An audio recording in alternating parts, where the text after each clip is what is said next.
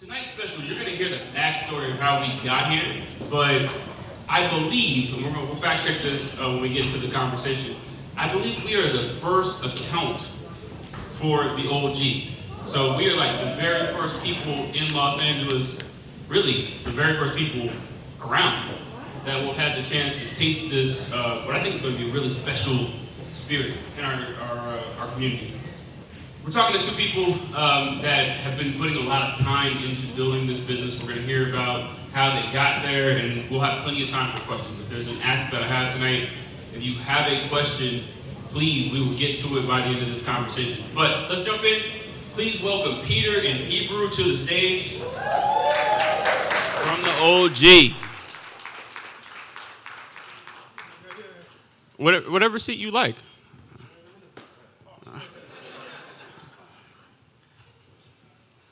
I might have to turn it on for you. Here, let's switch.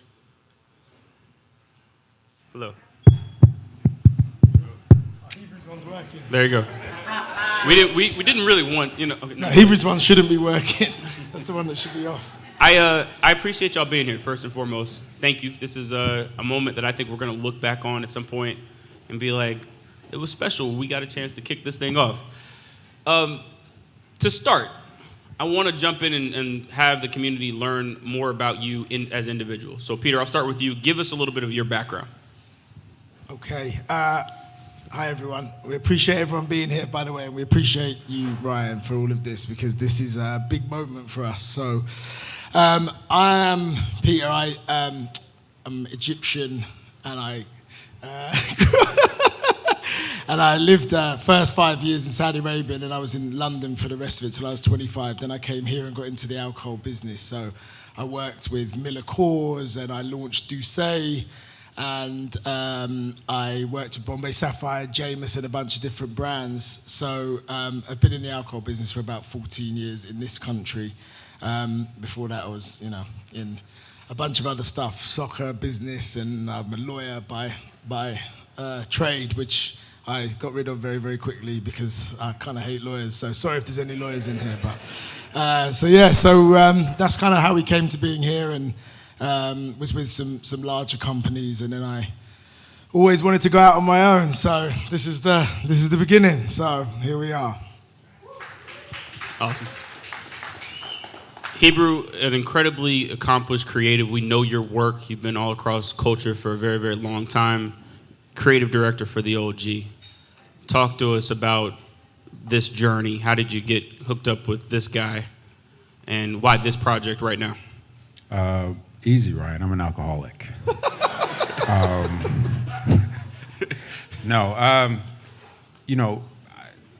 I'm a visual artist by trade. Wear a few different hats, but a few years back, about 10 years or so, I think a lot of the alcohol and the liquor brands started to really do some real work with visual artists, right, in my space. And I think with these collaborations brought around a new audience for certain brands. And you had the Hennessy's of the world that ran through a few different street artists, and then Bombay, who I had a great relationship with throughout my career, and they were sort of a bit integral in moments of my career, approached me for sort of doing the same thing, leading off sort of an artisan series with them. And it was in that moment where I kind of realized, obviously, a big part of the power that I had in connection with these brands. I mean, I've always seen it, right? But I think what we were able to do with that brand, that bottle, I designed a bottle for Bombay. It was a limited edition bottle. It sold out. The numbers were crazy, and just seeing sort of the power of the visual arts combined with some of these bigger brands. I wanted to continue that conversation and continue the journey and be a part of that. And I like to, again, sort of step aside or outside of the studio from painting or from the other 12 other jobs I have, and be able to creatively direct and lend my voice and my creative sort of mind, so to speak, to other brands to sort of help them visualize and actualize what they're doing. And so, with me knowing Peter, and our relationship forming when he was starting this up, I put my hand up as just like, hey man, if you need somebody, think of me. And so here we are. Awesome. Peter, just help set the scene from an industry perspective, right? The spirit industry is not that diverse. It's a conversation that we've had a lot. So through that lens, tell us why this is important, right? We're going to talk about what the product actually is, but for folks that are unaware about just how the industry is set up, tell us what's going on. So I, throughout my whole career here, never really had something that I believe really represented me as a brand, or when I went out or was in a bar with friends, wherever, in a liquor store. I never looked and saw something that was striking to me, or had heard or seen anything that made me want to purchase a brand like that. So I was always kind of muddled with what I would drink. Would it be based on taste? Would it be based on what I've seen a brand do? Would it be based on community? What was it? And I never really found that. And even with brands that I worked on, I would always try to infuse diversity and culture into that brand, because the industry as a whole, the alcohol industry as a whole, is very, very one thing. People are scared to go outside of that one thing. So if they do something that could be controversial, they could do something that could be going towards a demographic that's not traditionally seen as that brand's demographic, they're worried to do that, to lose whatever percentage of sales. In reality, from what I've seen, if you waste X number of hundreds of thousands of dollars, millions of dollars, a lot of brands have a lot of money, and we used to use money like it was nothing. And I remember Absolute sent a bottle to space, and when I saw they sent a bottle to space, it cost $2 million to send a bottle of Absolute to space. And I was like, there's nothing else to really do here. Like, what else do you do if you send a bottle to space? So it was such a waste of money. There was no good in it. And then COVID happened, and then I saw all these brands coming out now, all of a sudden wanting to be culturally relevant and diverse and spend some more money towards looking after the demographic that we maybe didn't look at before. And I had been saying this all along. So with the Bombay thing, with Hebru, this was before that, and I kind of came in and I said, I was looking at the brand as a whole when I first started, and I said, there's no diverse programs here. This is just trying to be all things to all people and trying to get anyone we can, but not really focusing on someone or one demographic or anyone. That's like, it was just everything, just doing stuff, putting out commercials that cost $10 million and not really getting much for it. So when I saw that we hadn't done anything with Hebru, because Hebru, it was an artisan series, which actually, in my opinion, the best thing that Bombay ever did was the artisan series that go around the country. It would be championing artists that were underrepresented. So women, demographics, black demographic, Asian, underrepresented artists, which was essentially, I guess, non-white. So it was an 8-year program, and Hebru was the most successful person coming out of that. I think that's probably fair to say. And so Hebru was purchased by Jay-Z at our show, at the Bombay show, and it was a ton of press, but then nothing else happened from it. So I said, why didn't anything else happen from this? It's obviously got press, you've this, so we need to get him in. So that was how the Bombay bottle came about. And then it was bringing Hebru in to do more and more stuff. And then obviously that's how we met you, Ryan, was because I said, like, why are we just focusing on liquor? We need to focus on bartending is an unhealthy job. Like, let's be honest, like, you're working till 4 o'clock in the morning, you're getting up at noon, you're eating food, you're going back, and then so I said, we need to focus on what these people do outside of being bartenders. So we introduced a business element to bartending. So we said, when you finish your bartending shift, look at what your passions are, and then try to work on a business to make those passions come to life. So maybe you can steer yourself out of bartending or do less bartending. So I got Ryan to come on and help with the business aspects of another Bombay Sapphire program, and that's kind of how we all met. But I hope that answered the question. That's how we met. I had no idea what I was doing. I was just tasting drinks and saying, Hebru, to Peter's point, This brand has a story, though. The name, let's start there. I mean, talk to us about the point of view that you all are coming with the brand intentionally. Yeah, I think the most important thing is that, it's a little bit FUBU, right? For us, by us. I've always felt pandered to when it comes to a lot of these liquor brands. And, to Peter's point, they're sort of reactionary in terms of like what's going on. Oh, we have to, And for me, I always say, like, people forget that, black is the new black. Like, we've been here, we've been dope.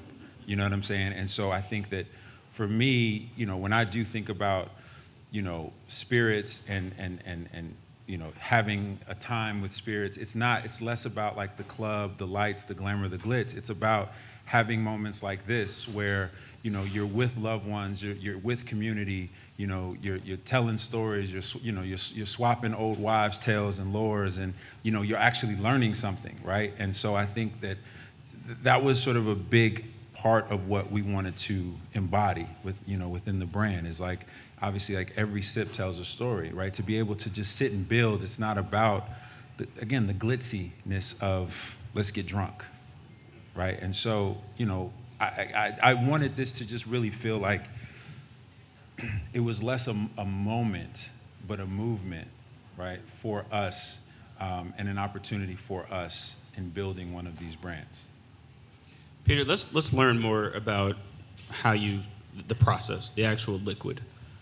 Tell us how you got here, and while you do that, explain why gin. Right, we're in a heavy. It feels like every other category of spirit is being started. If you see a new brand, why a gin to start with, and then again, how did you build it, or how did you make it? I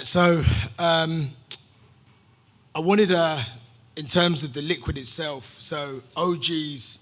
We've all got OGs in our lives, aunts, uncles, friends, dads, friends, mums, whoever it is, there's all OGs. But when you sit with OGs and listen and learn and tell stories, you want to have something that you can sip. So you traditionally think of a cognac or a brandy or a whiskey that you sip and chat. So with all of my experience within gin, I'd been to so many different distilleries in England, in Scotland, all around the world, and there was never a gin that I thought, you know what, I can really sit down and pour this out and drink it, and sip it. So the mission was to create a gin that you could drink warm. So if you could drink it warm, you can drink it anyway. You can drink it with ice, you can drink it with one mixer, you can drink it however you want. So warm gin was the mission. So we went back and forth, 30 different liquids, I would say. It was a pretty tedious process. We had to change the ABV. We had to change the botanicals. What are those things for the uninitiated? Wow. Botanicals. Oh, like what? So essentially, what gin is, and this is the thing we have to get across to people. So gin is essentially vodka. So you all drink vodka. Everyone drinks vodka. Vodka's the easiest spirit to drink. Vodka is tasteless. You put whatever in it, that's what it tastes like, but it gets you drunk. So gin is vodka as essentially a base spirit. I'm being really, really like top line here, but it's essentially vodka. And then you infuse it with botanicals, which botanicals are natural ingredients. So any natural ingredient that grows on a tree, grows in the ground, you can infuse that into vodka to make gin, and that's what gin is. Now, the true definition of gin is it has to be a juniper-forward spirit. So the main basis of the ingredients has to be juniper. So ours is that, but a lot of people hate juniper, and I would go around and talk to people in different markets, and they'd say, I hate gin, I hate it, I despise it. When I was 15, I found a bottle of Seagram's, I drank the whole bottle of Seagram's, I passed out, I went to hospital, I got stomach pumped, and now I hate gin. So I'm like, okay, so we have to try to change this from stomach pump to sipping with the OGs. So I said, damn, this is a tough story. So people think about gin, and then or they'll taste a gin that tastes like Christmas trees. It tastes so junipery that it's pine trees or something, and they hate it straight away. And I get it, trust me, I tried so many gins, at the distilleries, and I'd be nodding like, this is great. And then I would try to put this thing on the rocks, and I mean on the rocks on the ground. Like, it was so bad. But that was the mission. The mission was that. So we tested different ingredients. We started really, really simple with 2 free botanicals, and then we said, like, this needs to be sweeter. This needs to have some more citrus. You know, we wanted it to be palatable as warm. So whatever we needed to do, that's why we had 28 different liquids. And so we started really high ABV, like 48% ABV. I put some of it in my car and drove to work because it was so strong. So we had to take it down and down and down, and then we got to this, and then we did a bunch of taste testing all the way through it with different people. And then we got to the place where everybody said that they loved it. So that's what we stayed with. Everybody? Most people. No, it's good. Oh, 95. You'll have a chance. If you haven't tried it yet, you'll have a chance to tonight. All right, so Hebru, the next step in the process is that the liquid has to go from being made to being in something, all right? And what I learned, first gathering spot we opened, folks put me on to just the game of like how the bottle is displayed and what it looks like. Tell us how we got here, right? Because this is a process and a very intentional decision. I think it's what you said, man. It's like this silhouette on a bar, you know, in a space where there's many options, right? Wanted to do something that stands out. Also, you know, a lot of friends of mine, you know, go to their house, they've got a little cart set up with their favorite, you know, spirits. And I think that aesthetically, not only, I mean, taste-wise, I think it's great, but I want it to be aesthetically pleasing, right? I want you to see the bottom, you know, be curious. And so I thought, obviously, like the matte black is sexy, you know, it's different, and just really trying to go that way so that, again, it's very simplistic in its design so that it can kind of fit anywhere and still stand out. This next question is for both of you, and I kind of want to go outside of the spirits industry for a second. What we're talking about this entire time is entrepreneurship. It's moving from ideation to execution.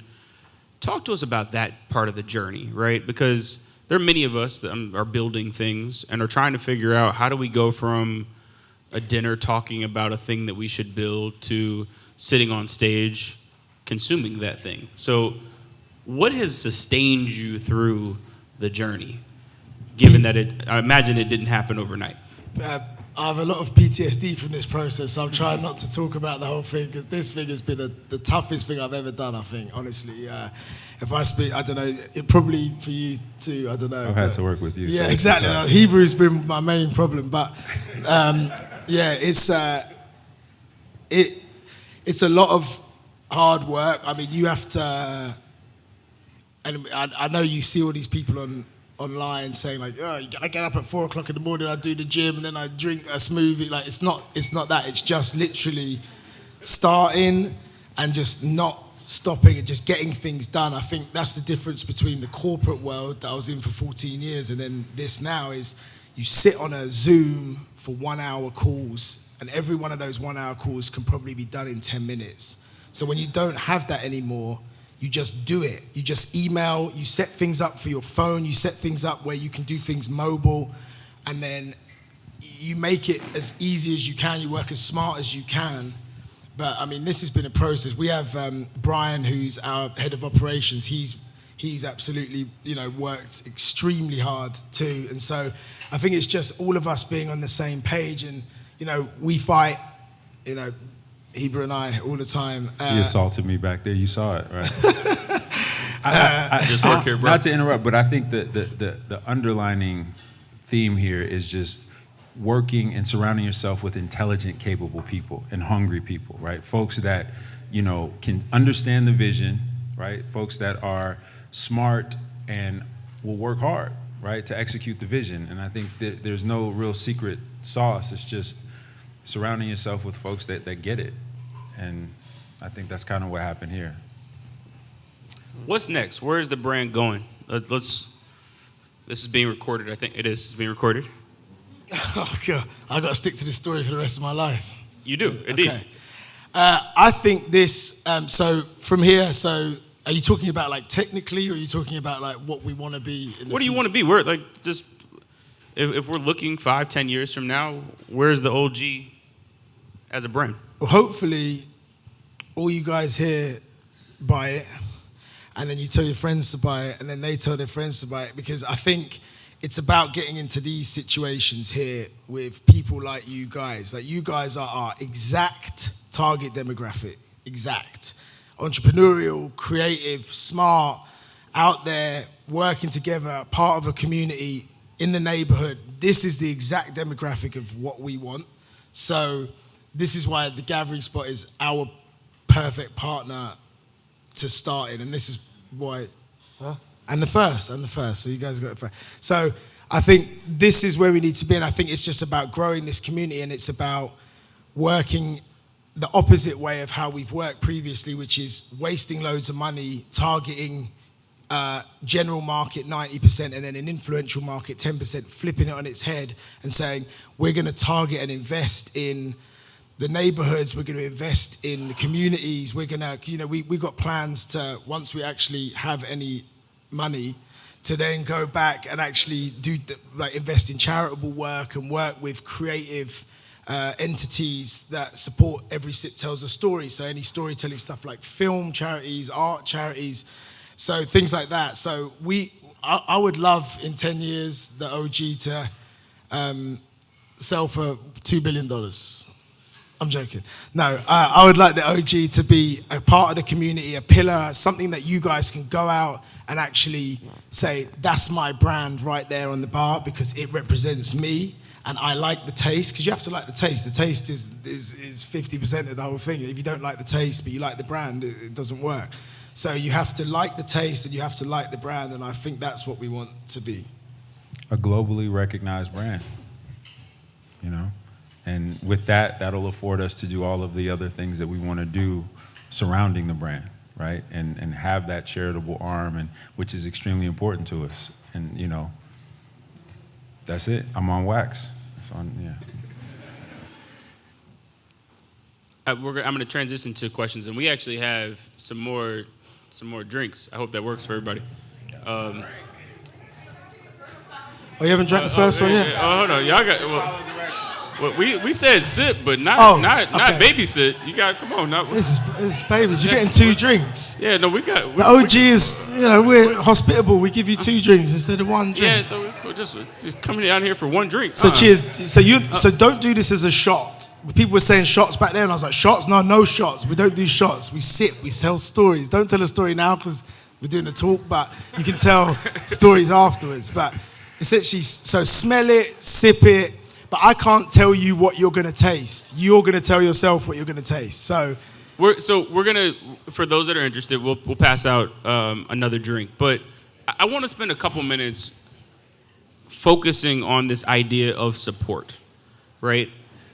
Something that I think we talk about casually, but it really is important, especially as a brand is launching, that people are very intentional about the support required to get a brand. So Peter, you've seen this. You've been a part of a lot of brands over the years. Talk to us from an insider perspective, right? Around how can we drive the needle for a new brand like the OG? What does that look like? I mean, simple answer, go to the bar and order it, right? But at scale, TGS exists across the country. All of us here have networks. Talk to us about how that can work and what it means. I think it's not a secret. I think the best brands grow by organically. So if you have an organically grown brand that's word of mouth, I would love it just to be word of mouth and don't pay for any advertising or any media or any digital. I would love that, but in the reality of today's day and age, we can't do that. So I think that organically, word of mouth, and when you're out there, it's kind of just try to get involved. Yes, the simple answer is buy it from the bar, but the other answer is try to be creative with it. Try to take people through a taste. This is kind of different. I mean, I'm not trying to blow our own trumpets here, but it's very rare to have a gin that you can just drink neat or drink on the rocks. So I think if someone can say, no.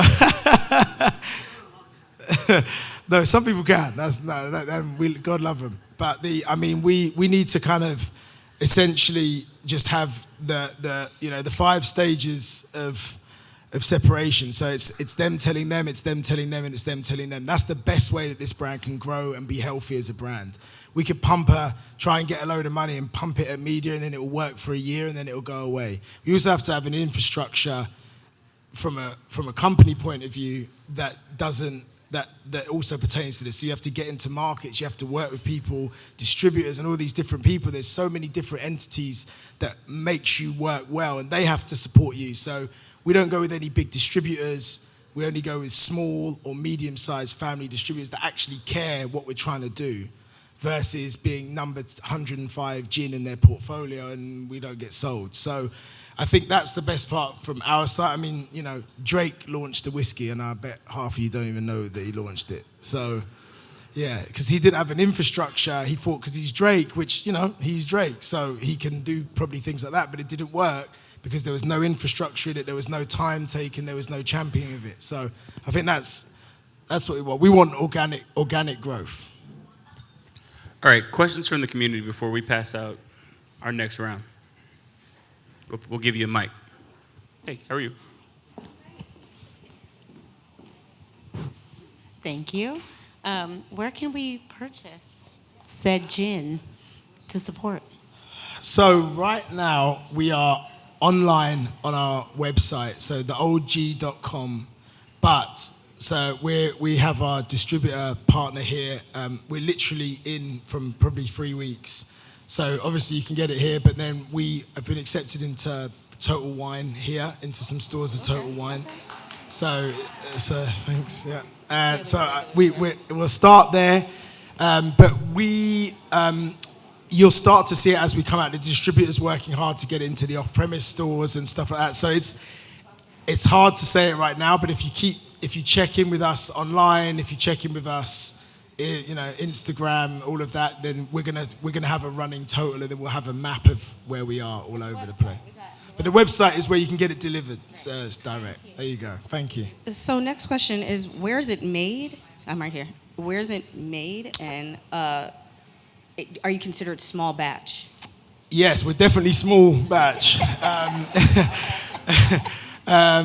We are made in Florida, so we chose Florida because of the weather, the climate, because they have so much sun and then they have so much rain. All the botanicals are made in organic farms, and then you just whip the botanicals up and take them straight to the distillery and have them made there. So that's why we chose Florida to do it.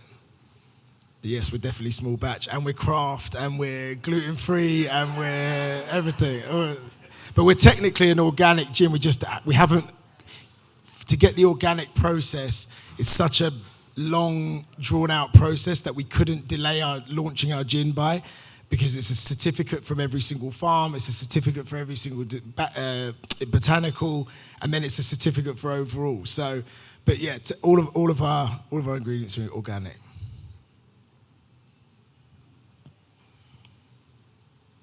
Don't be shy.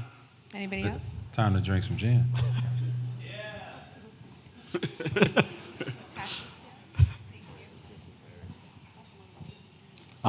Thank you. I just want to say the logo is amazing. It's so clever getting that 3D feel out of a 2D image. So I see like a mushroom, a microphone, a serpent, and of course the O and the G. How much OG have you had Can tonight, you talk sir? about the process? Can you talk about the process to get to that logo? I mean, I've just got a little bit of experience of sort of branding stuff and how difficult it is to get there. Can you talk about that process? That was a hard part of it. It took about a year to get to. Again, to do and be all the things that you just saw is the goal and the end game. But yeah, I mean, honestly, it's just a lot of back and forth, a lot of frustrated design meetings and talks, and until it had to. I think that the one thing that we all agreed on was that it had to be something that upon first sight, it's like that's it, right? We didn't want to settle for that's cool, that works. It had to be no, that's it. And so to get to that's it just takes it takes some doing. Yeah. Thank you. Any other questions in the audience? It's a community thing.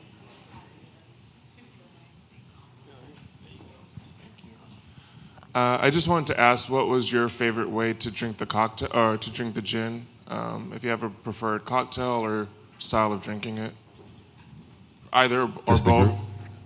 On the rocks. Peter? Yeah, my favorite is on the rocks. I mean, literally designed it to be drank on the rocks or neat. My preferred of the two is rocks with most drinks, so I prefer it on the rocks. But this is a design for neat, rocks, one mixer. And if you drink the mixer, don't coat the spirit in the mixer. It's not, I know with other gins, you might coat it so you don't taste it. Maybe 50-50 it, so you have half spirit and half mixer. And then you get to taste the gin and the botanicals in the gin, but also you get your flavor or your sweetness or whatever it is from the mixer. Also lemonade. I get a little ghetto. Yeah, Put a little lemonade.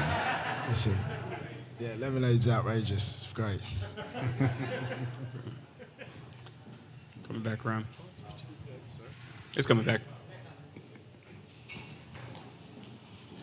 Somebody had a hand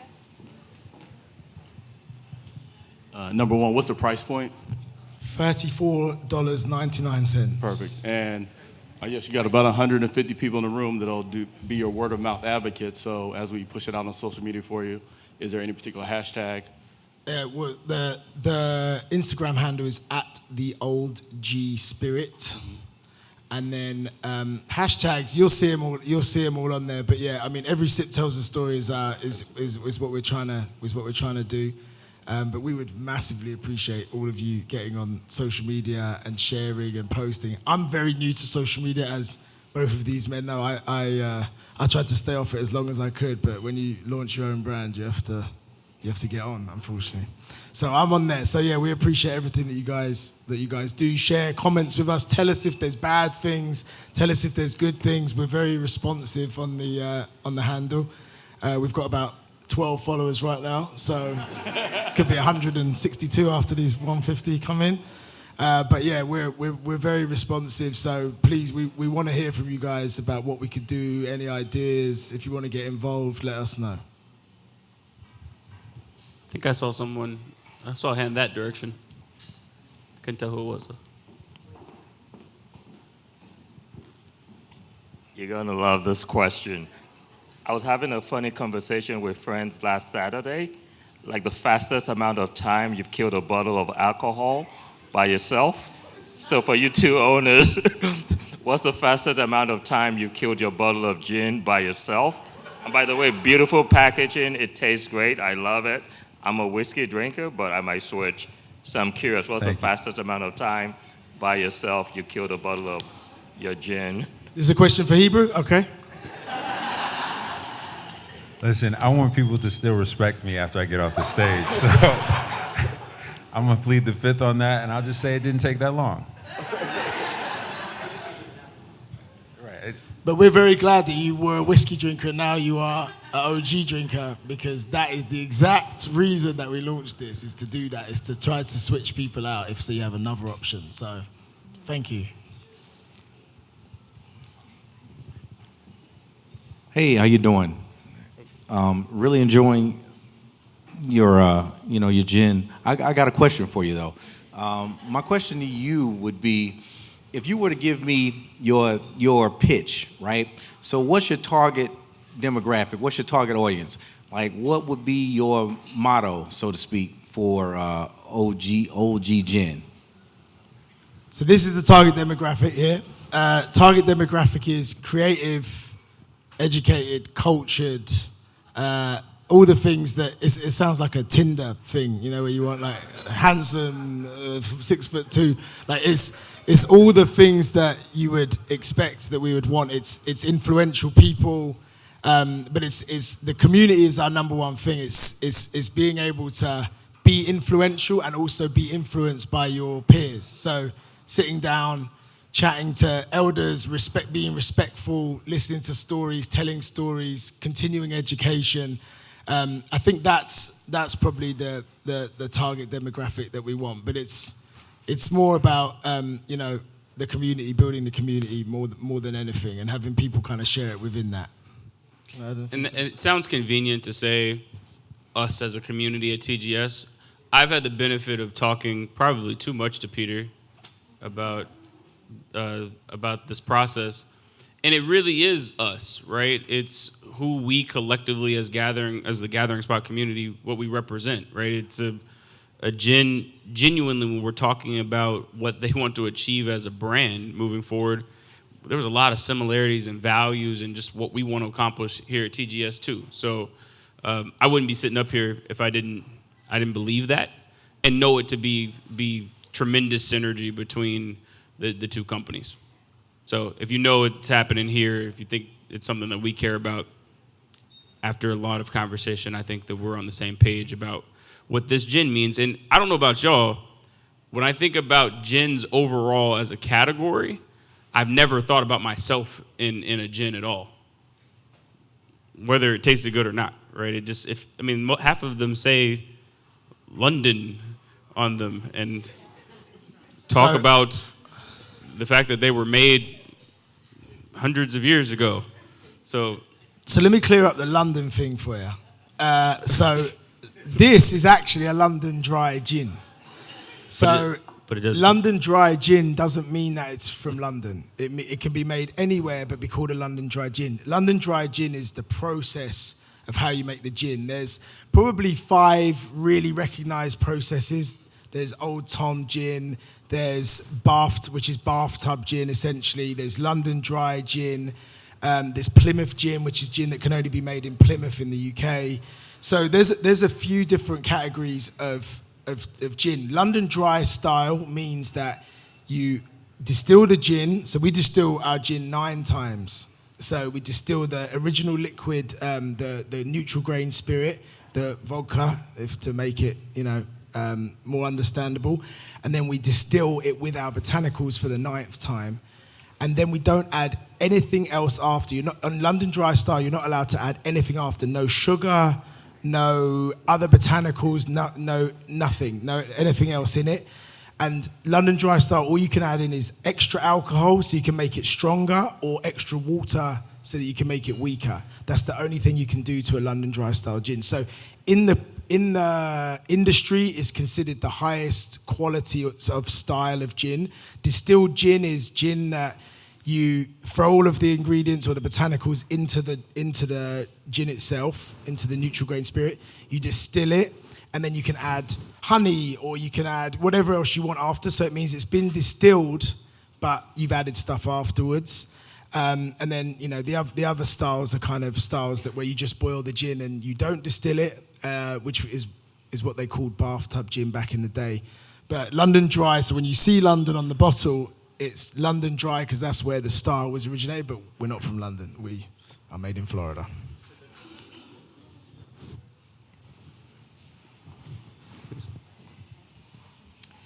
Okay, besides this being marketed to Black people and probably fit the demographic, and maybe the part about juniper being taken out, what else about it is like selling points to Black people?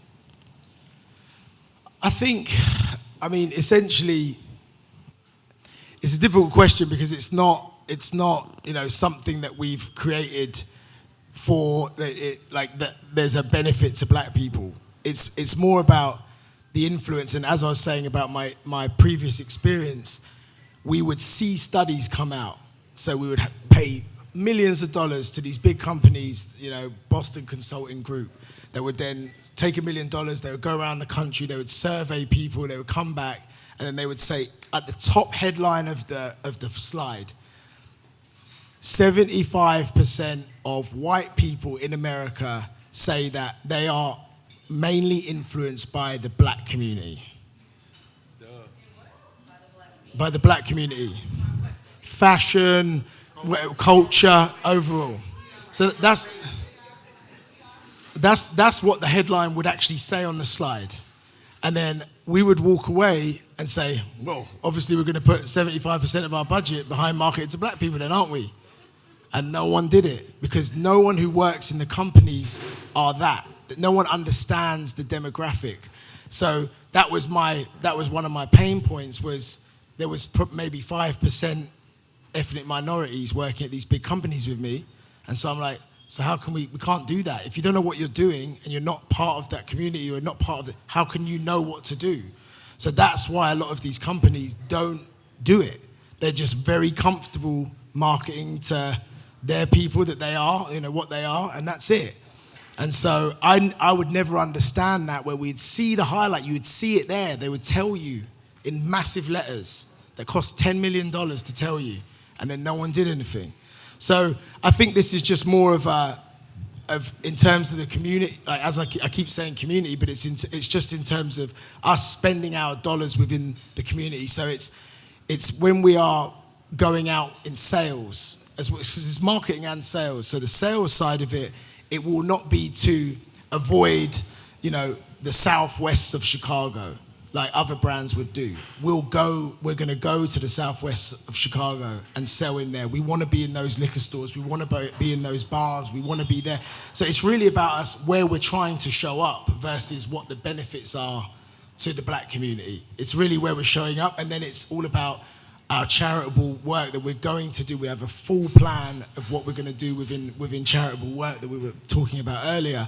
And obviously, Hebru's going to lead a lot of that in terms of the working with the different charities, the art charities, the film charities, the music charities, anything that's creative or telling us a story. And so I think it's that benefit probably more than anything. It's where we show up and how we invest in that community for that. Because, at the end of the day, no bones about it, we're in alcohol. Alcohol isn't great for you. Alcohol is not in your fitness video.